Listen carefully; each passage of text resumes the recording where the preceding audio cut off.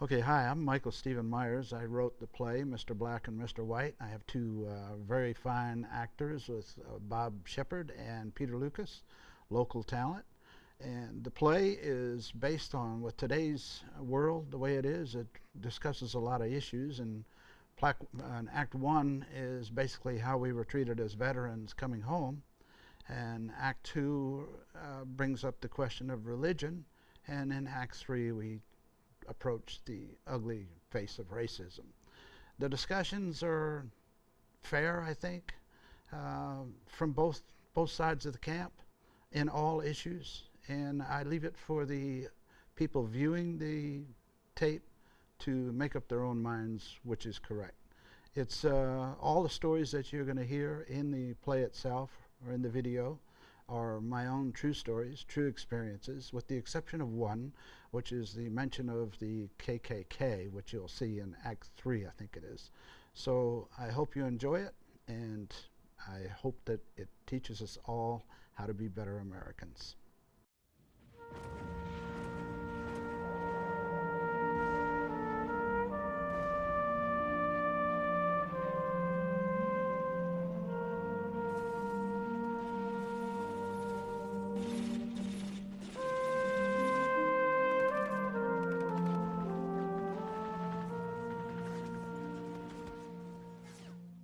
I hope this letter finds you well, LT.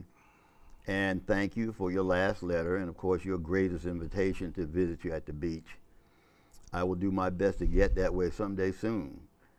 And if you ever get this way and need some city life, mi casa is su casa. You know, it was over 40 years ago that we were in the NAM, or land of the green weenie, as we used to call it. 40 long years. But doesn't it just seem like yesterday, or any day for that matter? I just cannot seem to let it all go, you know. Dreams that still wake me in the night, in the middle of the night, as a matter of fact. That's if I'm able to even get to sleep before the middle of the night. Sometimes I'm actually searching for my weapon. It's just all quite startling. Just the other day, I decided to go out and take a nice stroll along the country roads. The first half of the walk was wonderful, just watching the sunset and the fall colors setting in. I watched the cows and the horses as they grazed, and many of them strolling back toward the barn. But as it got darker, things really began to change. I noticed my steps grew much quieter. I was being careful, lifting my feet and setting them down softly, like the many night patrols we would take setting up our night ambushes. I didn't want to give away our position by rustling leaves or stepping on fallen branches. I was cautious, on guard. The wonderful cows and horses I had watched were now just movements in the dark. The war even raises its head whenever I'm out trying to enjoy a round of golf. I mean, I walk softly through the trees, making sure I don't step on anything. You know, I hold my clubs firmly so they won't make that all too familiar ticking sound as they touch one another. Now, you know the drill. How are you, my old friend? Yes, I do remember the drill. And as a result, I usually just avoid going out at night altogether. Still love the full moon. You know, since we didn't have night vision back then, the moon was always the illumination that we needed to see. Without it, the night was simply a terrible obstacle that we had to deal with. The night was our enemy. I can remember when we'd have to move our ambush locations several positions, maybe 2 or 3 times at night, because, you know, some of the troops thought they'd heard a movement. I think the darkness of night is why so many of us, to this very day, have sleep disorders. Night was simply not a friend. People today just don't realize what we had to do simply to stay alive. You know, I like to think that our memories are our own personal little badges of honor. There's really no letting go of such a part of us, of who we are. I mean, is there? I mean, how could we? You know, I used to think that Vietnam was the nucleus of who I was. It took me several years to come to the realization, rather, that yes, Vietnam was a large part, but it was only a piece of who I came to be. For about 10 years, what I call my post-Vietnam 10-year drift, I walked with my head held low, not wanting to be recognized. I even moved into the hills of a secluded place called Blue Lake, California, and I lived along the old logging trails. In a trailer, just me and my dogs. Whenever I needed provisions, I would really have to just sort of brace myself. I was afraid that someone would actually try and speak to me. But then we all hid, didn't we, Pete? It was 1980 or so when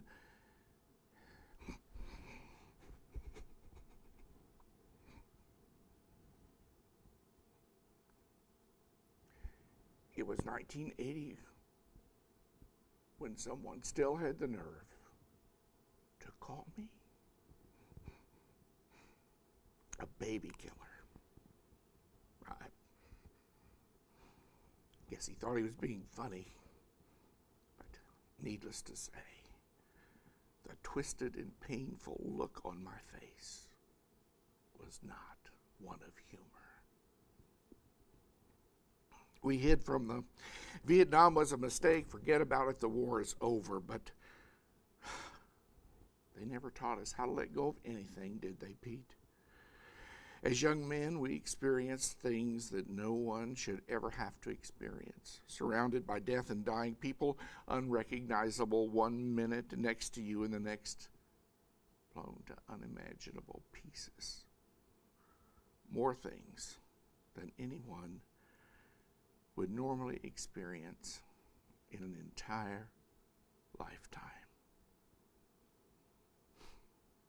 So, can someone please tell me how we forget these things? We became old men that day. I know I was just 22, but yet somehow I'm sort of catapulted to today. I am becoming an old man, but there's still a piece of me that is simply just 22. A part of me died on those hilltops.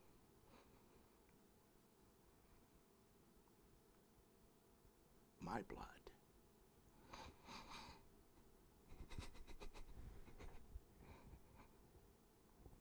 is still there, mixed with the blood of my brothers. It's a dichotomy. I'm old, but I'm also young. And when I was young, I became old. So, how could I ever just fit back into society and forget? How do I do that? Can someone please tell me how I do that?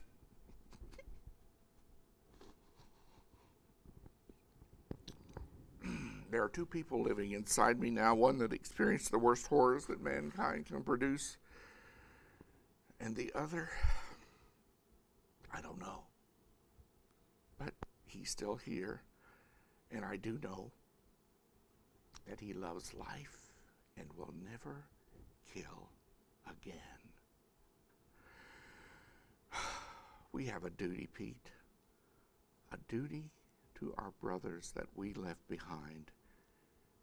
Here we are, grandfathers, and they are still on that hilltop. We have a duty never to let them be forgotten. If we did so, that would be like saying they never existed. How insulting to them when someone says, forget about it, it was a mistake. Forget about what? Forget about them? Our duty is to live our lives in dignity and honor. The young men that we knew died in dignity and in honor, and we owe that much to them. We had such control as young men, and it only makes sense that we would not want to be out of control now. It would be disgraceful to the many names we have on the wall to act in any other manner. So when someone says, hey, forget about it, I say we walk away and we hold our heads proud. We hold our heads high. Remember the pride, Pete. Remember the pride. LT, thank you for your wonderful letter, my friend. It does make me see things more clearly, and I'm sure it's going to help me controlling my anger with these people. You know, many times I hear people refer to our war as the war we lost, but we know differently, don't we? Remember the Tet Offensive, LZ Center? We lost many, many good men that day. But basically, we kicked the living shit out of the NBA. I mean, the Marines annihilated them in Hue and fought them off at Khe Sanh. Remember how the war came to a complete standstill after Tet? Remember when old Uncle Ho wanted to talk? They wanted to come to the table in Paris and talk terms. They were done, and then guess what happened? The demonstrators hit the street by the thousands, and the news media was just all over it. Demonstrations in all the larger cities that gave new hope to the North Vietnamese. Suddenly, the North did not want to pursue peace talks anymore, and old Uncle Ho, Ho Chi Minh, said to his countrymen that the American people did not have the heart to fight a long, drawn-out war. He actually used film footage to motivate his soldiers before they started their long, treacherous march southward to kill as many Americans as they could. And the war did not end in 1969. No, in fact, thanks to the demonstrators, it went on for another 5 years. And thousands more would die. In response to your last letter, Pete, I must say that I agree with you.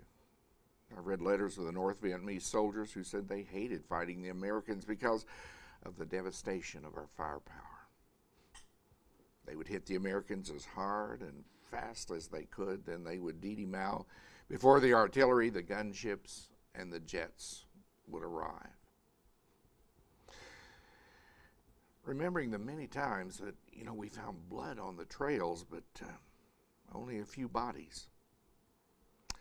One NVA veteran said that, he sometimes saw his friends just disintegrate before his very eyes. He was tortured. But they were good at their hit and runs, weren't they, Pete?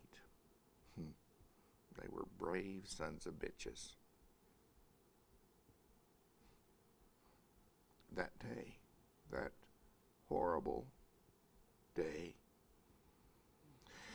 there were only about 15 of them, but they held us off for over 8 hours. Remember? They broke off only after we obliterated the hilltop with napalm. I don't know if 15 Americans could have held on that long. I became anti-war a few years later. I didn't understand why we were still dying over there. I learned that the enemy they were basically fighting for their independence. But I was having trouble remembering what we were fighting for. I was spat on, called baby killer, everything you can think of. People, my own people they would look at me with hate in their eyes. some homecoming. I wrote a little prose about our homecoming. I called it Coming Home. How do I remember coming home from Vietnam? Oh, I remember that day very clearly, yes. I remember that day. I wondered how I was ever going to stand next to my family again, to be that young man that I was when I left. Could I ever be that young man again? How I would answer the questions that I knew that would be coming. Could I? I really didn't know. But I knew that they would be coming. Whenever one of the men would finish his tour of duty and be leaving the field, I would hear him warn the others about wearing their uniform and telling them to keep a low profile, to hide. I thought to myself, why? Wasn't this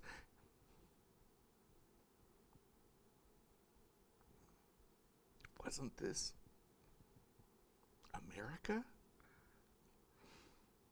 I remember that day. I remember the day that I came home. It was during a layover at San Francisco, and I took a taxi across the Golden Gate Bridge. I remember that everything just seemed to be moving so fast, so very fast. Everyone seemed to be in some sort of a tremendous hurry, but to where? They were just living their lives. I wanted to find a lounge near the calm of the waters of the bay. I wanted to unwind. I wanted to allow my mind to realize that it was all over, that I was safe, that I was home.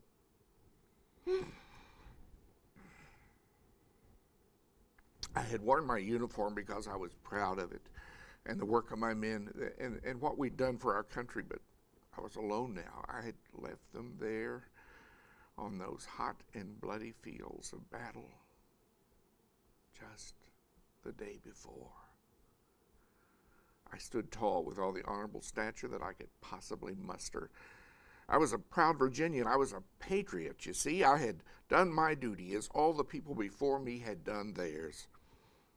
Oh, I tried my very best to serve as bravely as that plumed-hatted great-grandfather who, along with 12,000 other brave Virginians, charged up that hill in Gettysburg, or that handsome uncle who was at Normandy.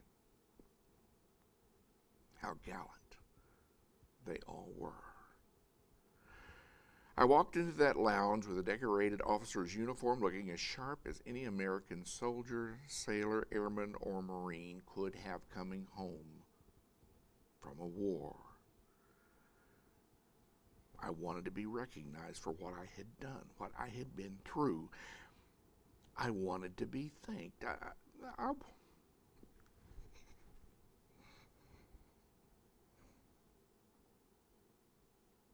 I wanted to live again. People were there in that lounge, happy people. They were drinking, they were talking, they were laughing. They were laughing. They were just living their lives. I was just another young man, like the many that they'd seen before, just another soldier returning home from that unpopular war. Well, they were busy, you see. They were just too busy.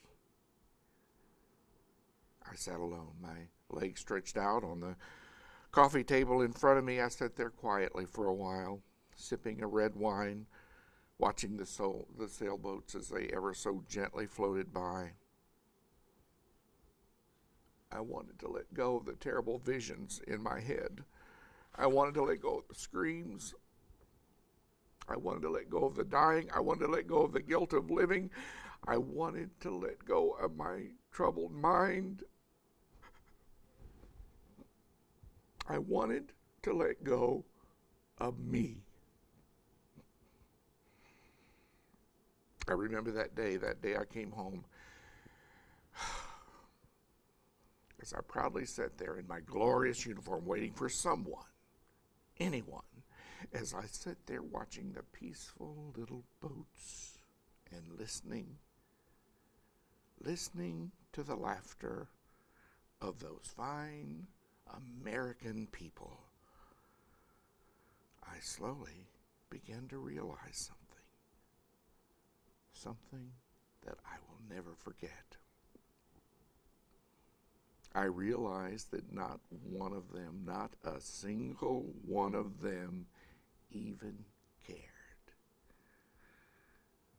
They didn't care. They just did not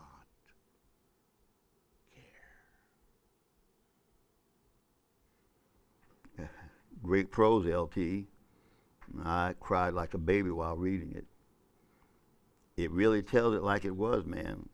Because I also remember being spit on by demonstrators in San Francisco. It is a damn shame how we were treated.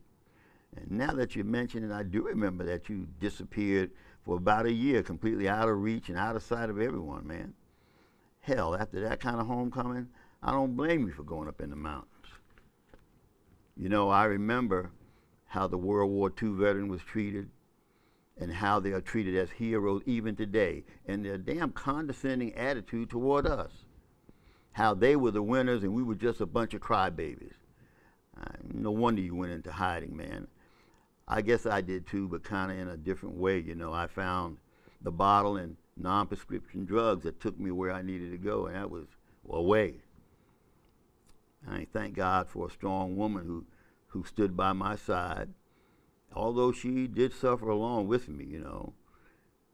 I remember many times when I was asked if I was a Vietnam veteran, she would immediately toss in, and I am the veteran of a Vietnam veteran. The great WW2, the war we won. I'm so tired, I'm so fucking tired of hearing how our war was lost. Bullshit, man. Our society gave up on the war that was won. Those fucking demonstrators. I feel the same way, Pete. My own sister once spoke of the heroics of the demonstrators. Turns my stomach. That people thought the demonstrators, thought of them as being heroic, while soldiers were accused of being baby killers. Men were dying on shitty hilltops, and those who made it home were not welcomed as heroes, but as outcasts. So we hid, and many of us are still hiding today. Oh yes, I did hide from the rest of the world for that year. Living in that trailer, I hated what our people had done. I didn't want to have anything to do with their trivialities. I still, to this day, I still have difficulty relating to civilians. Sorry to cut this letter short, but I see the mailman is approaching and, well, some asshole is knocking on my door. My father was also a naval officer in World War II. He survived many terrible kamikaze attacks. You know, he never spoke much about it. In fact, I never asked him. I kind of guess I should have. I found out later after he died. And I'm still ashamed that I never talked to him about his experiences. I had an uncle who was a young captain in the Army Air Corps. He flew B-17s all over Europe, far exceeded his 28 missions, that automatically put him into the Lucky Bastards Club. Also had an uncle who was at the Battle of the Bulge. To me, each and every one of them was a true American hero. If only they thought as much of us as we did them. And then they were constantly reminded that they won that war. They were the heroes, and we were considered just a bunch of whining damn crybabies. I mean, don't get me wrong now. My father and uncle would never say anything like that, at least not to me. But there was at least one occasion when the four of us went out to pick up Chinese food for a family gathering. I remember standing behind them as they were discussing something funny that had happened during the war.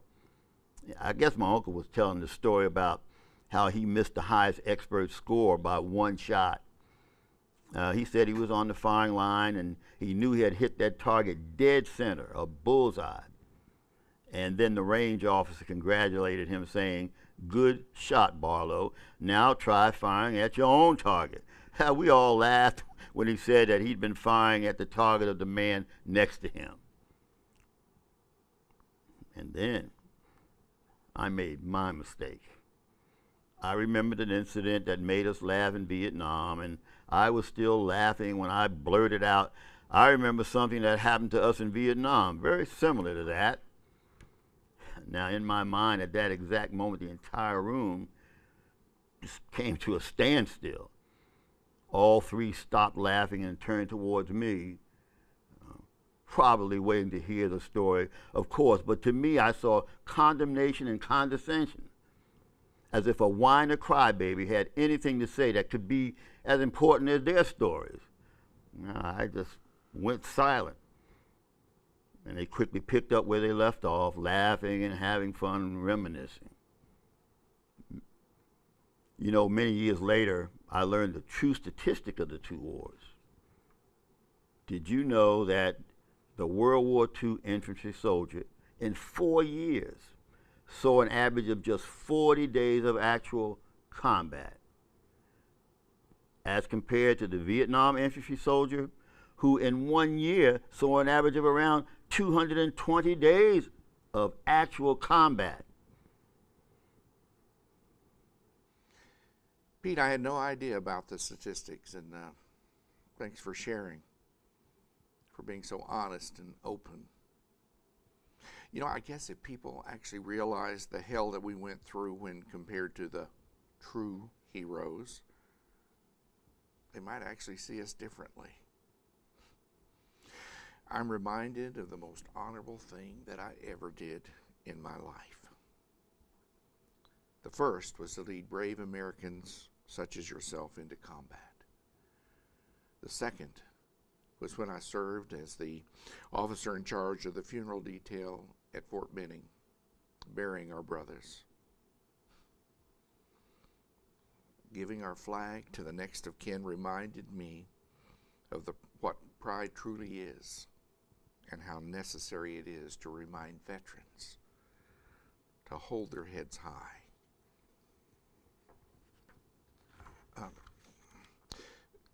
I'm going to write more soon, Pete. There appears to be someone. Is that a police car pulling into my driveway?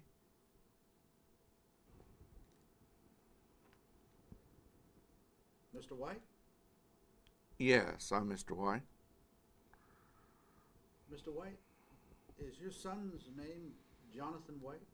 Yes, that's my son. What's Jonathan gotten himself into this time? Well, I'm afraid I have some bad news for you, sir. Bad news? How bad? Yes, sir. I don't know how to tell you this, but I'm afraid we've found your son. What do you mean you found my son? Mr. White, your son was found sitting in his car at the beach. I'm really sorry to tell you this, sir, but your son shot himself. He's gone.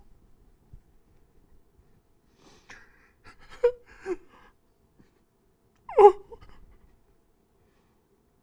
Jonathan. Why, son? Why?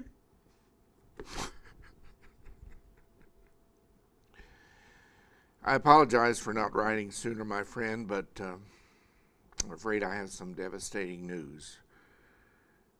My son Jonathan is gone. He shot himself, Pete. My son shot himself. I often ask myself, why would he do such a thing? I mean, he was a Navy SEAL. He served honorably in Afghanistan. He seemed to be doing just fine. But will we ever learn? I mean, how do you tell a young man that he's got to go kill people, but that he's not to hurt anybody? How confusing is that? To kill but not hurt. No wonder our young men are having so many problems today. They're confused. There's going to be a full honor ceremony in Arlington this weekend. And I've been informed, because Jonathan had earned a Purple Heart, that he'll be authorized to caisson to carry his body, and it's going to be led by a horse with an empty saddle. I'm just thankful that Patricia is not here to have to see this. You know, just about a year ago, she just simply went to bed and didn't wake up.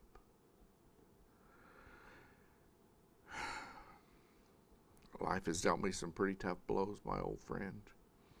Sometimes I can't help but wonder, why we survived that terrible day in Vietnam only to be faced with such adversity.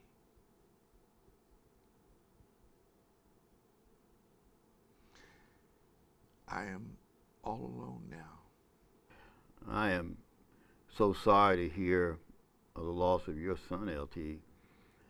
I guess God wanted him home for some reason, perhaps to ease his pain. We never know, do we? We never know when it's our time to go. Just like the men we lost that day. Remember, each and every one of them gone way, way too early in life. Our Lord certainly works in mysterious ways sometimes, you know. All we can do is have faith that he has a plan for all of us. Faith that we will always be in his hands. He and only he decides our fate.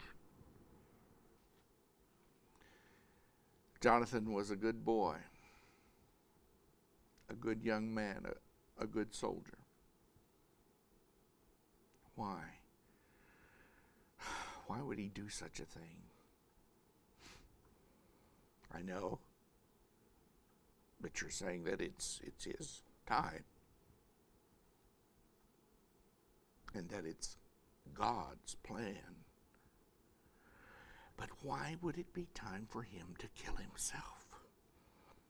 Isn't that what the Bible calls an unforgivable sin? If there was a personal God, why would he have a plan for someone to commit an unforgivable sin? Does that even make any sense? My son was a good person who was put in a terrible situation. And then he lost his arm to that IED. Well, he changed. He gave up. His wife left him for another man, and he found drinking and drugs. Like I did, but at least I was able to pull myself out of it. Jonathan wasn't so lucky. He shot himself, Pete. My son killed himself. So if that was God's plan, that my son would lose his arm and then lose his wife, and then take his own life in an unforgivable act of sin, if that was God's plan, then I say, who needs this kind of God anyway?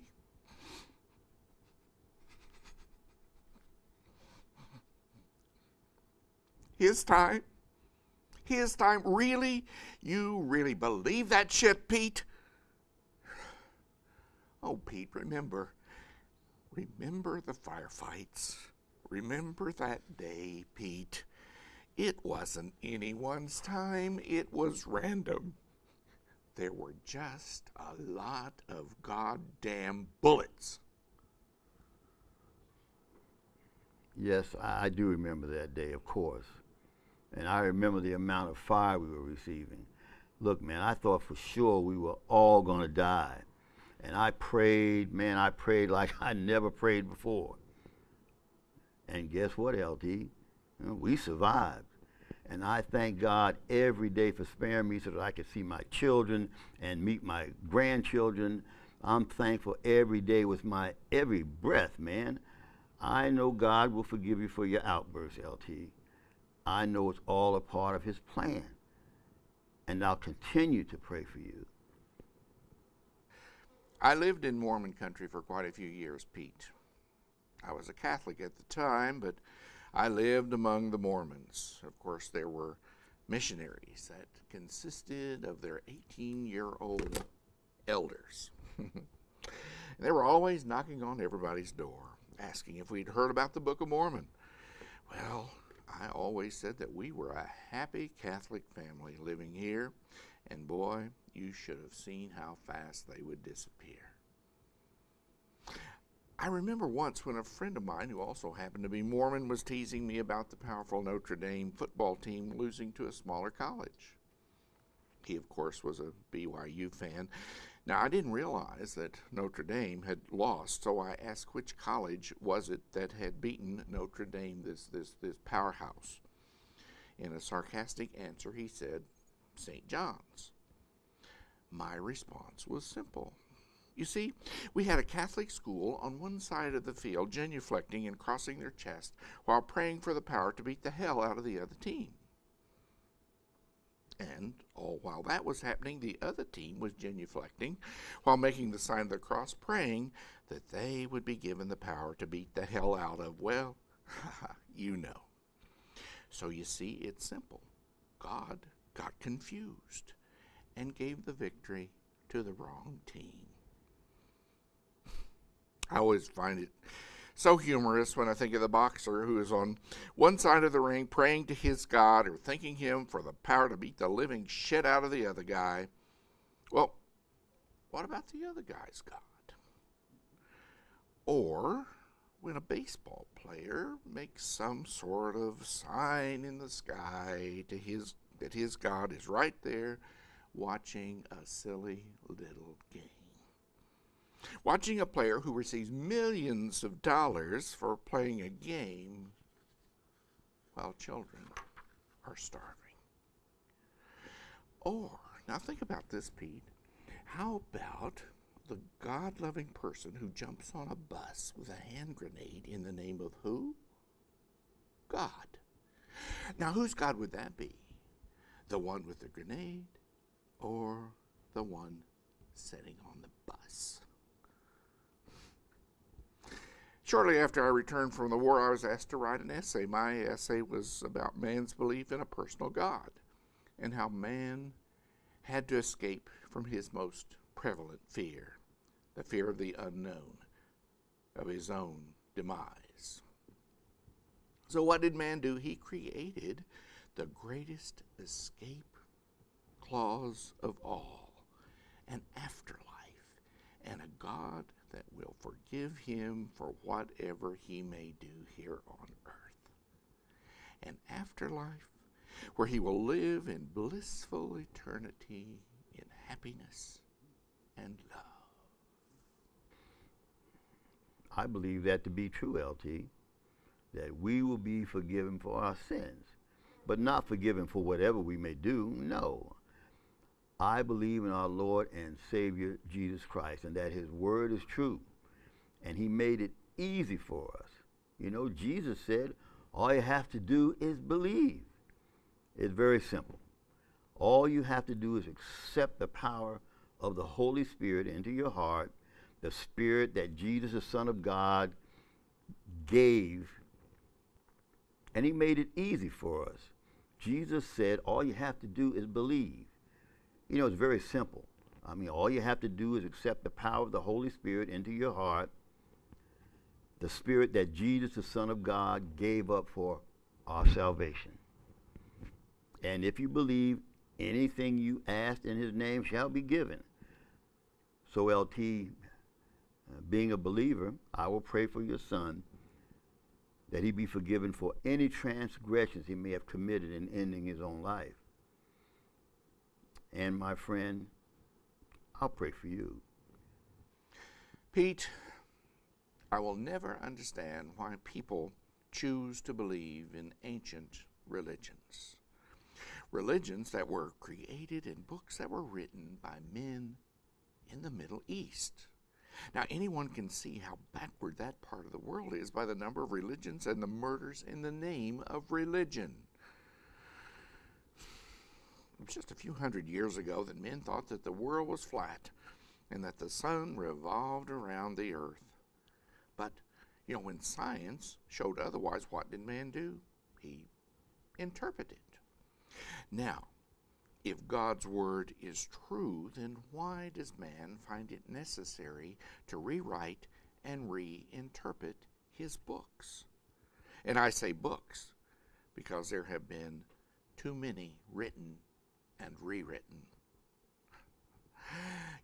One so-called Christian religion's founder said that there were men 9 feet tall living on the moon.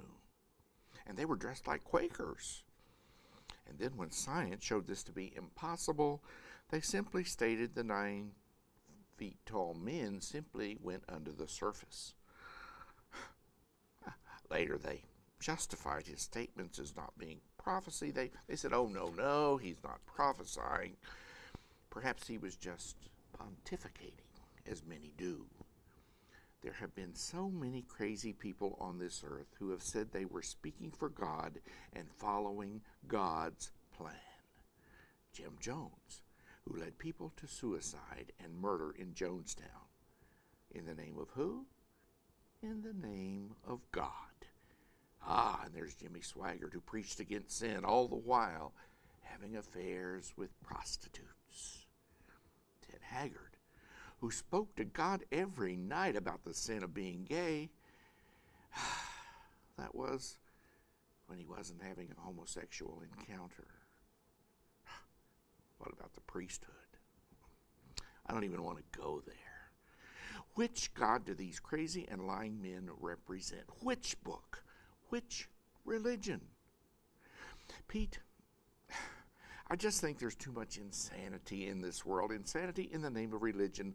Like John Lennon said in 1970, imagine there's no religion. It's easy if you do. When I let go, I felt more free than I have ever felt in my entire life. And now, I believe I can actually see the world in its purest form. When I see the waves and the tides, I see our Mother Earth as she breathes. I'm part of her. I'm not a visitor. My church is sitting high above a mountain lake and feeling the winds of her breath, watching the hawk below, singing in the joy of just being alive. There is no senseless killing there. There is no sport called hunting. I can understand why you feel the way you do, LT. I mean, under the circumstances. I do not believe in the taking of any life. You see, I believe in the sanctity of all life and not just human life. I guess it must be a veteran's thing. I live in an old country estate myself along the York River. I remember one Sunday morning I discovered a couple of hunters on my half-mile tree-lined driveway. I told them that they were on private property and would they mind going elsewhere. I added that we do not participate in killing things here. The hunter said that he would move, but that hunting was his God-given right. So I asked him something. I asked him if he believed in this afterlife, and he said yes, of course he did. Well, I asked if that when you go to this afterlife, will you be taking your guns and weapons with you? Because if he did, I certainly didn't want to go there. He kind of looked puzzled for a second, and then I said, if you don't take them, may I ask why not? Is it okay here, but not okay there? You see, I don't think that when Jesus returns, and believe me, brother, he will return, that he would hunt defenseless animals. I think he would love them and teach us to love them, and he'll create a new order of things. Yes, he did create the world, and yes, he did provide what the people wanted, but he also provided the spiritual guidance people needed. Somewhere down the line, we humans decided we knew what was best, and under the misconception that God gave the earth to us as our property and that everything living was under our domain. That is an interpretation, right? But my understanding is that God created this garden, this Garden of Eden, if you will, not for us to use as we choose, but to tend and care for as the gardeners that we were intended to be. Look, I have mixed emotions about all of this, but I will never turn my back on God. I'll continue praying for him to show us the way. What about science, Pete? Does one in your position just ignore, or do you simply deny it? Now, isn't that like denying that the climate is changing and that it is changing because of the human being? I think the human being is the number one and most dangerous predator on the planet. We create wars and we destroy all other living things. We're like a parasitic germ that sucks its host dry until it dies. A cancer on a beautiful living entity that eats everything in its path. Have you ever seen what civilization looks like in the photos from outer space? Looks like a dark, cancerous sore on an otherwise blue and beautiful planet. I don't know, maybe we're just organic, Pete, like science has stated. Maybe we are the bad bacteria. We're just lucky, that we're human, the most evolved organism on the planet, because if we were not, then there is a strong likelihood that we would be tortured, killed, and eaten by one. What about carbon dating? All religious doctrine states that the world at best was created in 6,000 or 7,000 years. Well, now, how's that logical when we know that there's artifacts that are hundreds of thousands of years old? What about the dinosaurs? The fossils we find are in fact millions of years old. We had great trees that were thousands of years old, didn't we? Until the greed of the predator took them all. And I just recently read that the oceans have more than 60% of all their sea life has now disappeared. It's a sad world, my friend. Sad. Because of man.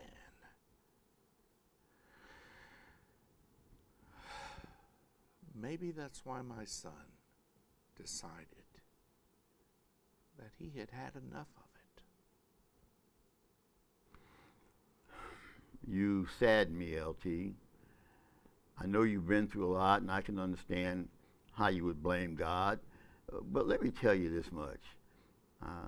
This much I know to be true, my friend. You may have turned your back on God, and you may have given up on him. But believe me when I tell you, my friend, God has never given up on you. I remember a time shortly after I returned from the war. My children were young, and we were driving through the Illinois countryside. If you've ever been to Illinois, you would understand this picture. Many different roads, all of them eventually winding up in cities like, Chicago or St. Louis. So this sunny day, we were just driving along an open 2-lane road, and when I noticed a light rainstorm in the distance, and then I turned the corner toward the small storm, and the most beautiful rainbow appeared. It was as if someone had taken a colored pencil and just drew it from one side of the road to the other. Just like an arch, just like a bridge. A bridge that materialized right in front of our eyes, man. I'll never forget the euphoria I felt in seeing that rainbow suddenly appear across the road. But the most astounding thing was the rainbow didn't disappear. We drove directly under this rainbow, and it did not disappear. It just stood there in all of its majestic beauty. As I drove underneath it, I couldn't help but stare in astonishment. And I felt something warm in my body and a chill in my soul. Now, my wife was also quite mesmerized, and my children, they screamed with glee. I said something that moment that didn't mean very much to me then. I said, this has got to be some kind of religious experience. And then another remarkable thing happened, my friend. As soon as we passed under that beautiful rainbow, it slowly dissipated. It just disappeared. I'm sure it was a message of hope and promise, and a message to me. For days I was feeling euphoric, you know. I would be driving to work all the while crying and laughing at the same time. And I began to search the Bible for meaning, and I began to see things that I really hadn't noticed before. And I was frightened by all of these intense feelings that were surging through my body, my friend, feelings of forgiveness, glee, and joy, that somehow I had been found. And I had been given the gift, my friend, the gift of the Holy Spirit. I seriously thought that maybe I was just losing my mind, really. And then I remembered something someone told me once, that if the Spirit is hovering and knocking at your door, to open it. Okay? So I opened the door.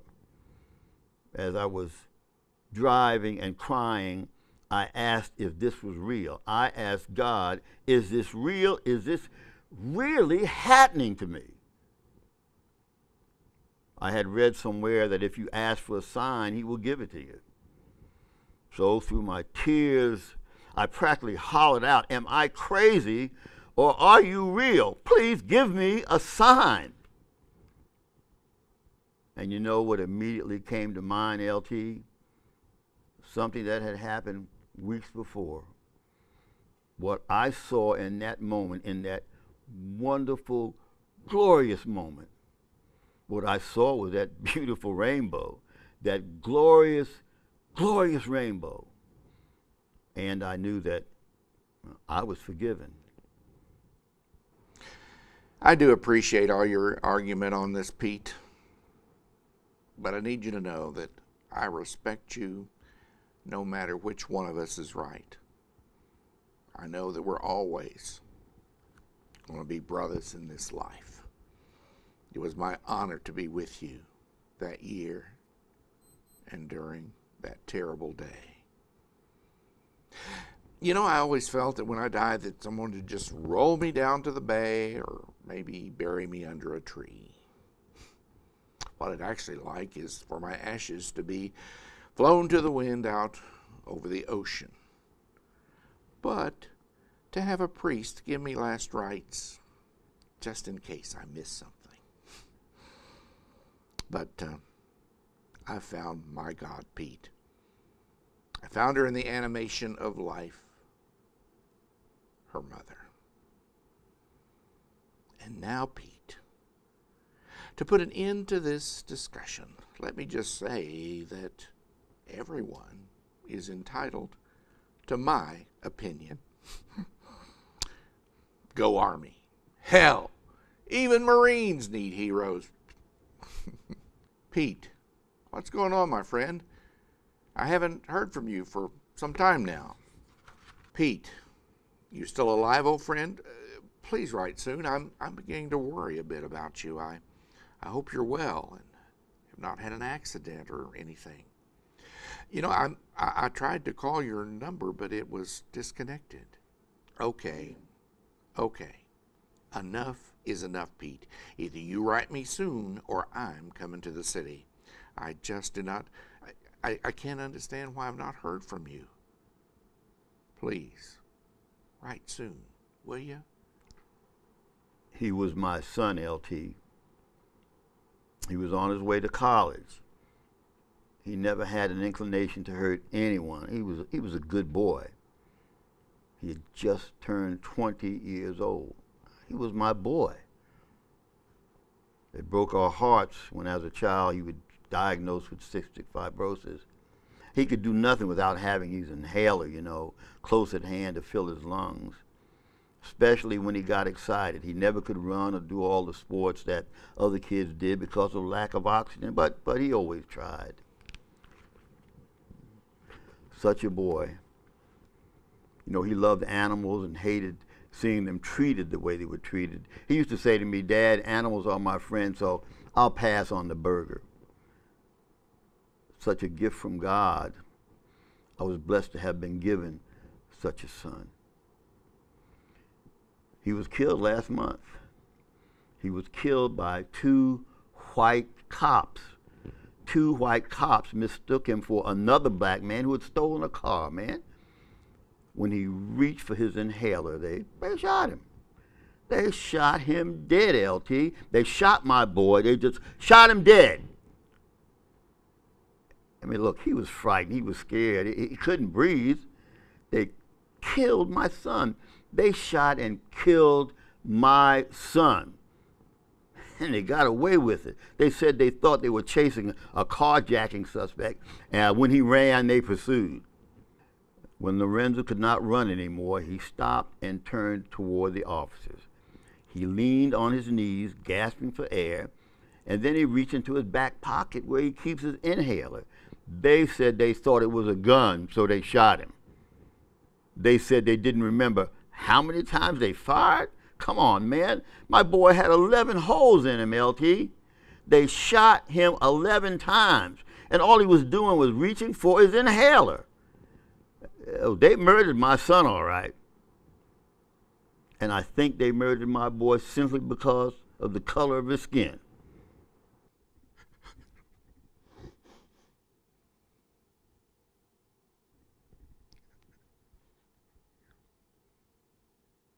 Dear God, Pete, this is such tragic news. Dear God, I just don't know what to say, old friend. I'm at a loss for words. Just know that my heart's heavy and that I'm here for you. I remember one time not too long ago that I was still in deep depression with PTSD. I remember Patty was so worried about me that she called a couple of my siblings out of concern. I received 2 phone calls as a result. One was from my loving sister who tried to fix it. Like all women do, being the nurturers that they are. I mean, it's just in their nature, I guess. Well, she proceeded to tell me how she fixed things, how she overcame something, and then told me how a friend overcome something. When she eventually got to the point of offering advice on how I needed to fix things, I hung up on her. I always feel kind of bad about that, and I know that her concerns were simply out of her love for me, a love for my welfare. But I just couldn't handle it at that moment. Then I received another call from my older brother, who was also a veteran. He simply said that he understood I was having some difficulties, and if I needed someone to talk to, he was there for me. I'm sure you know which phone call meant more to me. I was just about ready to drive my truck up into the mountains of Montana and never come back. I was that close, Pete. That close. So let me say this. I understand that you've had a great loss.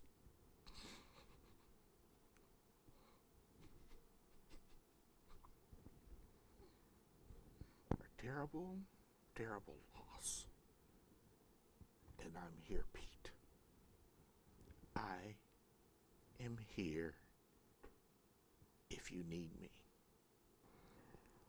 He was frightened, LT, and he made a terrible mistake. He ran. What with the cold air and the cops chasing him, I mean, he started gasping for air. He couldn't breathe, so he stopped and turned toward the officers. I mean, he leaned over with his hands on his knees. He was gulping for air. He held one hand up while reaching in his back pocket for his inhaler. He started to hold it up in the air for the officers to see. Man, they shot him, LT. They shot my beautiful boy dead. But you know what was really wrong, LT? My boy is 6'2" tall and thin.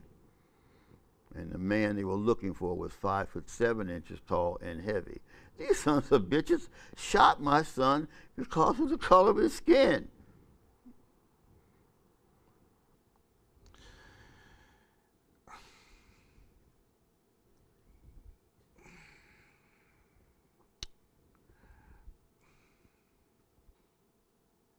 Pete, how sorry I am for the tremendous loss that you've suffered. Lorenzo sounds like he was just a fine young man. It's just a shame that he was taken so tragically. My heart is heavy for you. Mistaken identity? How is it that we kill people just because they resemble someone else? A carjacking? I mean, the whole thing's just unbelievable. But why did he run, Pete? Why in the world did he run? Why did he run? Are you serious? He ran because he was scared. He was black. That's why he was black. People don't understand how it is for a young black man. They're scared to death of the police because the police kill young black men. The thing is, they said the culprit was 5'7", LT, 5'7" tall, short and stocky. Lorenzo's 6'2" tall, man, and he's thin.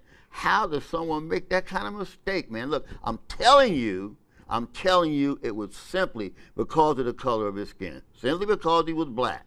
That's why they shot him. Lorenzo was wearing a hoodie. They said the carjacker was also wearing a hoodie. A damn hoodie? There's nothing else?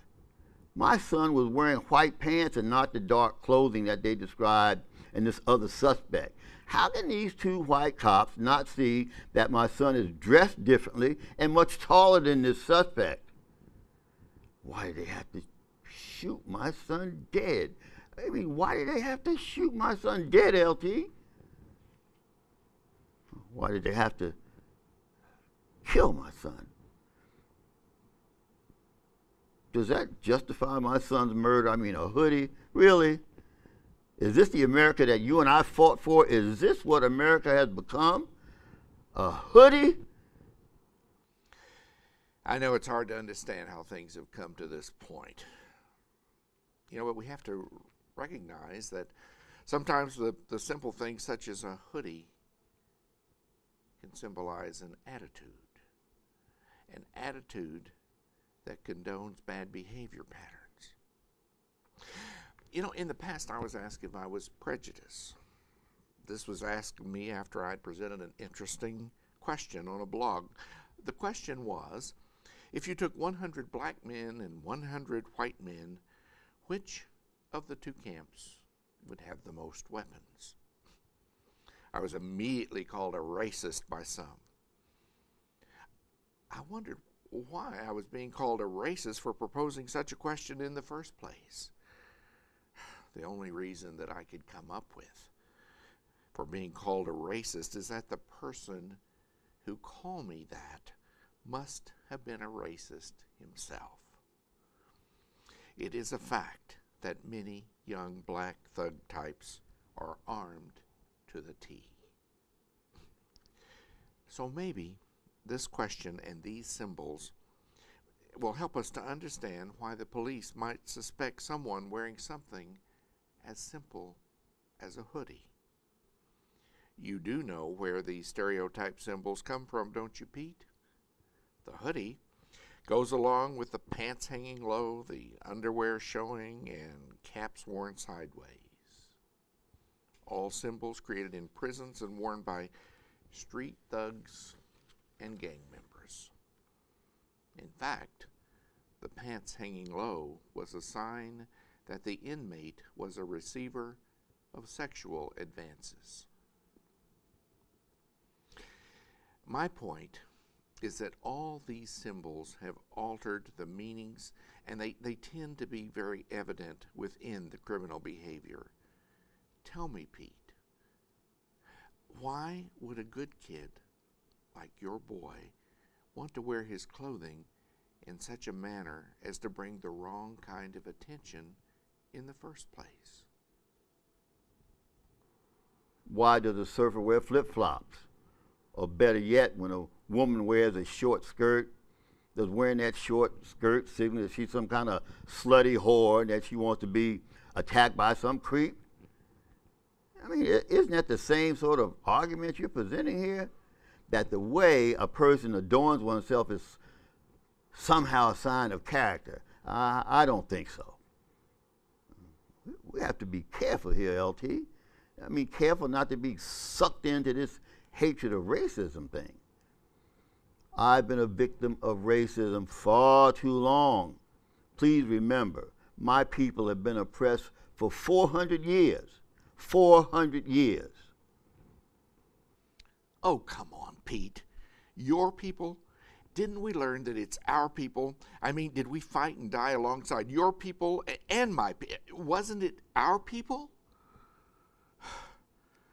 There is no color in war, my friend. We all wore the same green, fought under the same red, white, and blue, and bled the same color red. We were all Americans.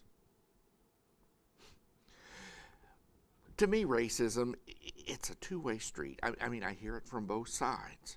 The sad thing is that there are two sides in the first place. I know that we have hating people everywhere, and they come in every shape and every form and every color.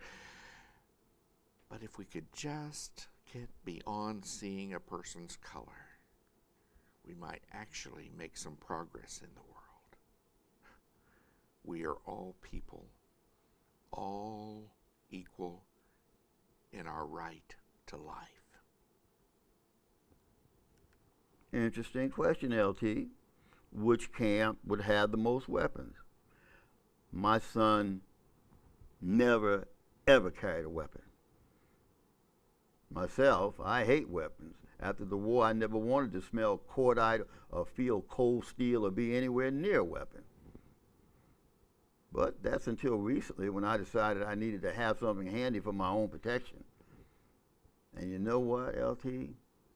It was like saying hello to an old friend. I don't sleep with my old friend like we did back then, but I do have him near. But when it comes to your hypothesis, let me ask you one question. Are you thinking of thugs, or are you thinking of black men? Like on my side, when I fear the white man, and it's really shameful I do, because white men kept me alive that day. But most of us think of white hatred, you know, supremacists, KKK, and the skinheads. So with that in mind, would not your hypothesis about who has the most weapons really depend on who the people were that you were hypothesizing about? I mean, we have scientists, teachers, senators, even a black president. All these folks have been black, not just ball players, thugs. Wouldn't it really depend on who the people were? Pete, I attended a Christmas party once at a local state dignitary's home. It was a nice historical Virginia house, had many different rooms. There were groups of people in every room, and with each visit you found yourself listening to a gambit of stories, politics, personal experiences. It was all quite marvelous. And I spoke with many interesting people. There were congressmen and other elected representatives. There was a wonderful mix of colors and races, of Fox Network conservatives as well as state Democratic leaders. And the conversations were sometimes expressed with passionate differences, but at the same time, in the holiday cheer one would associate with such a festive gala. During a visit to one of the many different rooms, I found myself in a rather nice conversation with a lady who happened to be a Virginia state representative. It was a very pleasant conversation, and I recall her boasting proudly of her beautiful daughter, who happened to be the weekend anchor for one of the major TV stations out in San Francisco.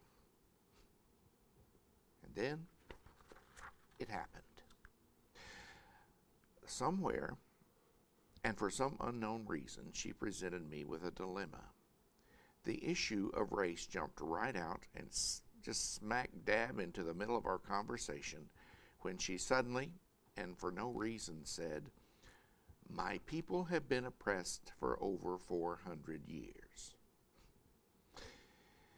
At that precise moment, the dynamic of our conversation changed. I was nearly stunned. I didn't know how to react. Yes, she was a black lady, and yes, she was proud of that beautiful black daughter who'd done so well for herself in California. But there she was, standing in the front of me, an elected representative. An elected representative. But for who? The people? All the people? Or just the black people? I could no longer speak freely with her, as I was concerned that I might say something that would be offensive to her sensitivities. I could no longer be myself, because the line had been drawn in the imaginary sand on the floor. The huge line of racism had destroyed an otherwise pleasant intercourse between two Americans. So I felt myself disengaging and withdrawing. Our conversation was over. It's shameful to me that the divide of racism is still an issue today. But isn't racism a two-way street? I will never understand why people from both sides of this ugly hate always want to identify with the color of a person's skin. I guess war in another part of the world makes those of us who have had to endure such horrors realize that really the only thing that matters is that we were Americans, not black or red or yellow or even white. Just Americans fighting side by side and doing our best to keep each other alive. We were all just Americans. Shortly after the war, I took a job with the Army Engineers.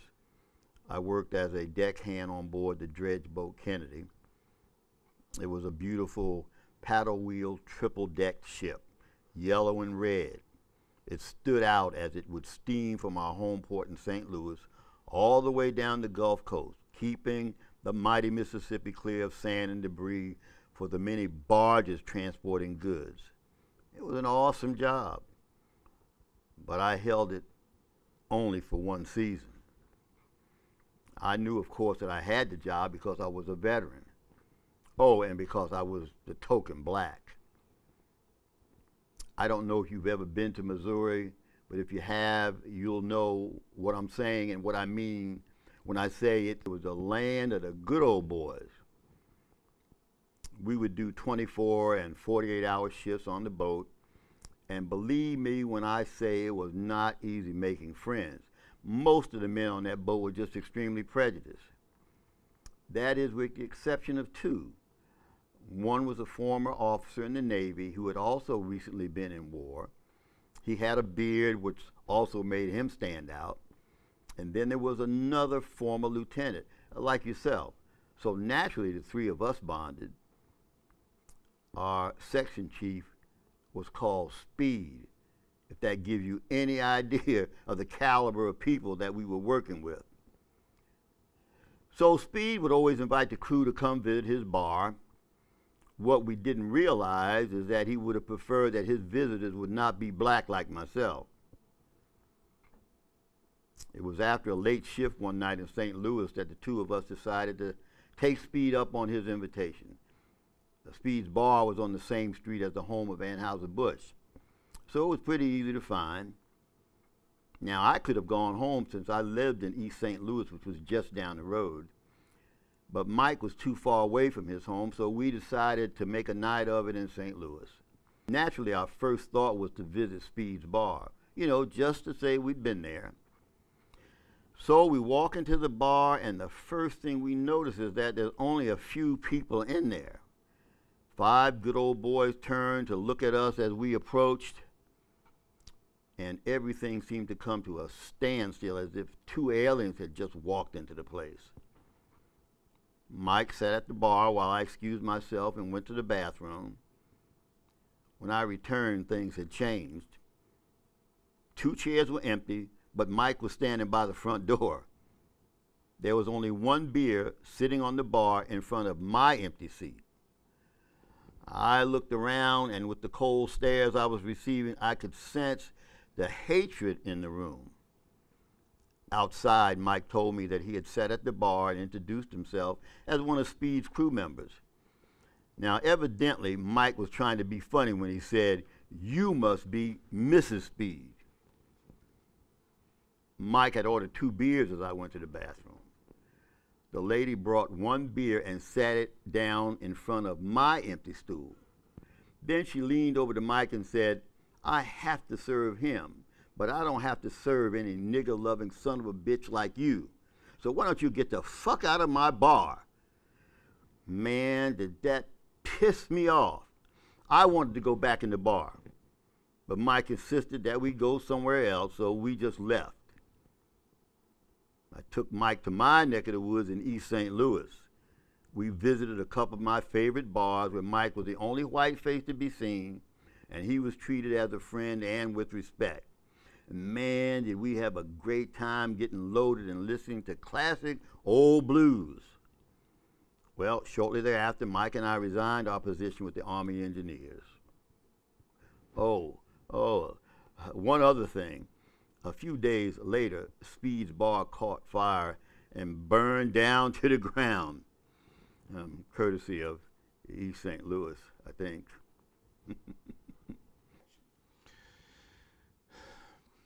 I just read the news about a man being robbed at gunpoint at a local ATM. And guess what the description was of the armed robber? Black man wearing a hoodie. It has become such a common phenomenon that it doesn't come as a surprise anymore. In fact, many of our first thoughts are that it has to be a young black. It's a sad state of affairs. I know people will argue that there are a disproportionate amount of black men who are incarcerated. But why are they? Could it be because they are the ones committing the most of the crimes? But then on the other hand, I can understand why. Economics, having nothing, and environment, these are all key parts. It's really a shame that racism even exists in our country. And I do understand that life on the streets can alter a person's normal behavior patterns. But how can we change things if we say, well, it is because a criminal behavior is a product of environment and lack of opportunity or oppression. So a criminal act can be justified. There can be no justification to a criminal act. A criminal is just a criminal. I was once asked if I was prejudiced. Prejudice? Me? I thought about that for a long time. Was I a racist? But then I remembered how we fought side by side as Americans, defending America's principles. How we were a mix of all America. How men of all color died for each other. No, I answered. I am not prejudiced. At least not about anyone's color. But I also added this. I guess I am prejudiced about a certain attitude. An attitude that seems to exist in a particular segment of our society. So yes, I guess I am prejudiced in a way. This thug attitude that we find on the streets and in the music, and it aggravates me to no end when I hear music with all sorts of references to sex and even killing cops. Is it just me that thinks these things? I just believe that racism is a two-way street, and it will not ever change until we stop seeing and speaking of people by the color of their skin. And maybe it is economics. Maybe if everyone had the basic necessities of life and a free education, well, maybe then things would change. And perhaps great beginnings would be with the millions of dollars that we put into sports programs. Maybe instead we could direct these millions toward education. Here's an example. Just recently, I watched the captain of the Virginia Tech football team. Now, keep in mind that he was a senior and he was ready to graduate from college. They asked him how his team would handle the much larger University of Virginia. His reply, "We gonna do the best what we could." I felt sorry, and I felt responsible for the inadequate education system that had failed this young man's life. Simply put, he was shortchanged. The emphasis should have been on his education, not on his ability to knock another man down. I know the attitude you're referring to, LT, but let me assure you that the thug mentality is not mainstream. However, it is something that's not been good for our people.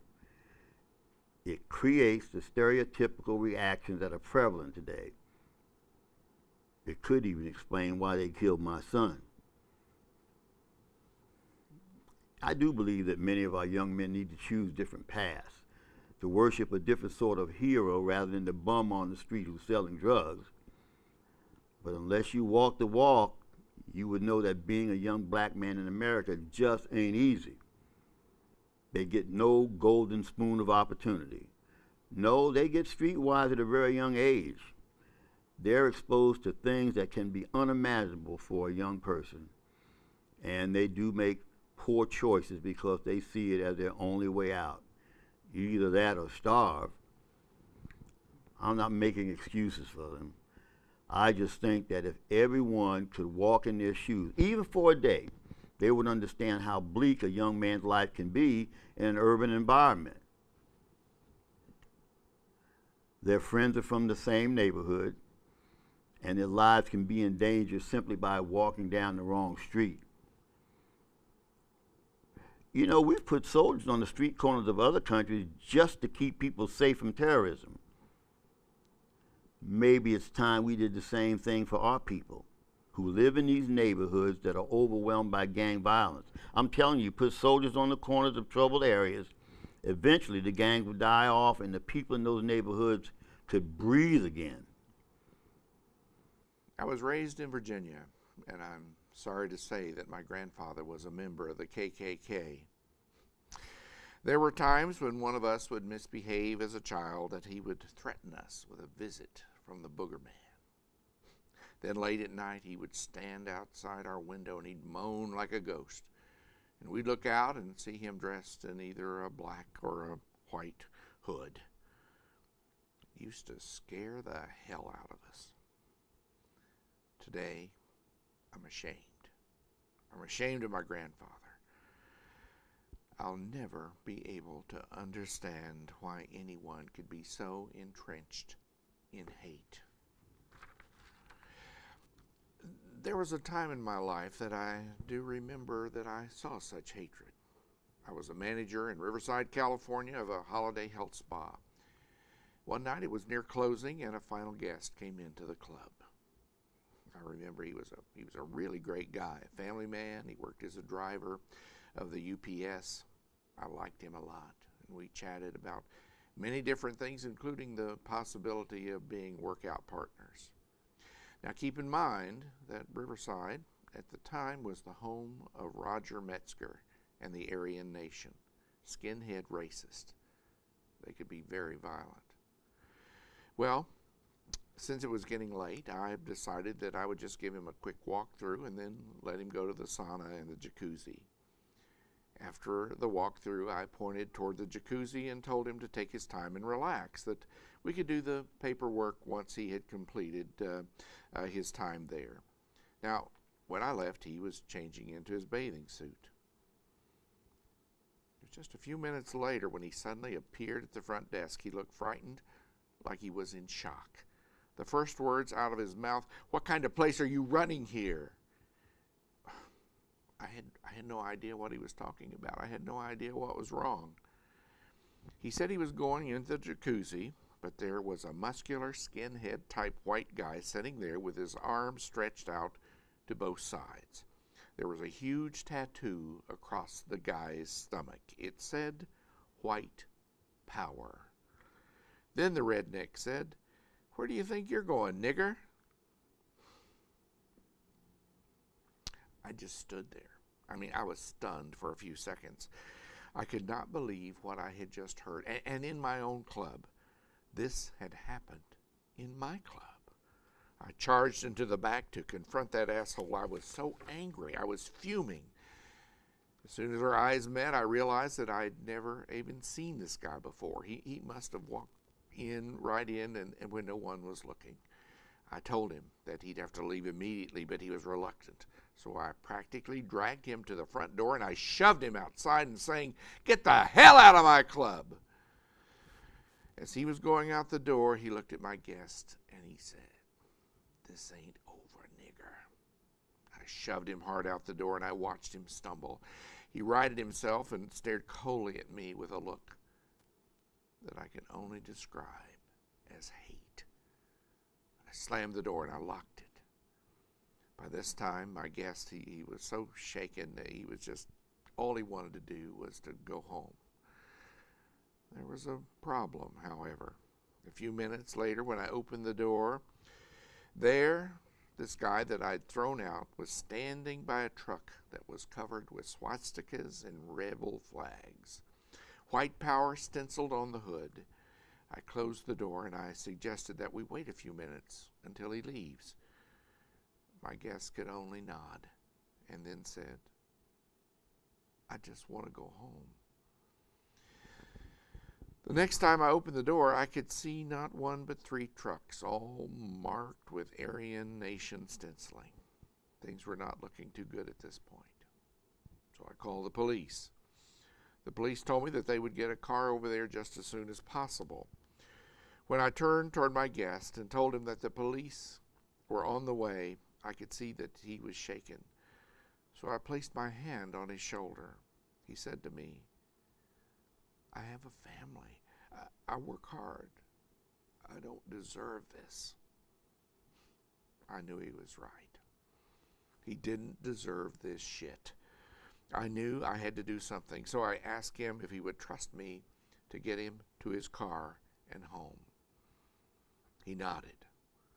I then told him to hang on to the back of my shirt and stay right behind me. He nodded again, and he grabbed the back of my shirt. I opened the door. There this guy was, in the middle of about 6 or 8 other skinheads. He was shirtless, his arms covered in Aryan Nation tattoos. He was jumping up and down, ready for action. At first, I wasn't sure what to do. But then, I decided to confront him.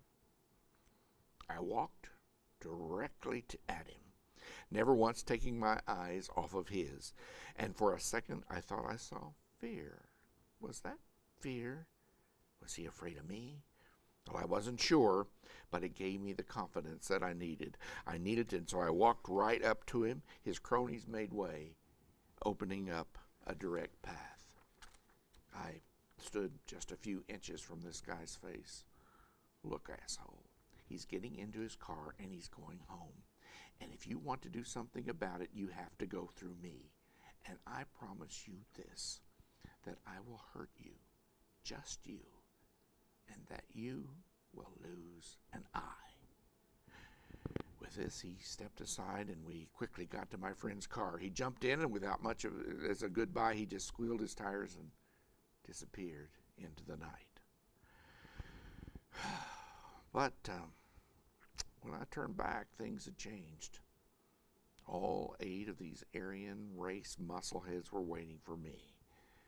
1 or 2 of them were clenching their fists. The shirtless one was once again jumping up and down. And I knew that I was in serious trouble.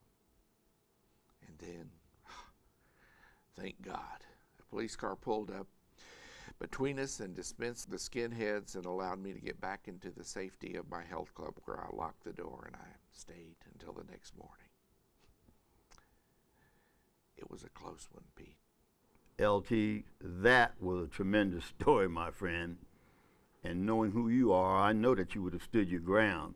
And I'm sure that asshole would have felt the wrath. He just doesn't know how lucky he was. You know, when I was a boy, I remember seeing water fountains designated as black or white. I remember riding in the back of buses, and then I remember my mother not being allowed to take us into certain restaurants, all because of the color of our skin. But we know the truth, don't we, LT? We know the truth about being an American. Yes, we know the truth, Pete. We know what it's like to be an American, a brother warrior standing side by side, arm in arm, standing in the front lines against the enemies of our nation, of our way of life. And we know what it means to fight and die for one another, what it means to trust the American on your left and on your right, trust that no one would break and run from fear, that they would be stable and stand tall, and not to stand tall for anything other than to try and keep a fellow soldier alive. We fought for each other. We died for each other. And the only color that was involved was the green of our uniforms. And the red of our blood. And the white. And the blue.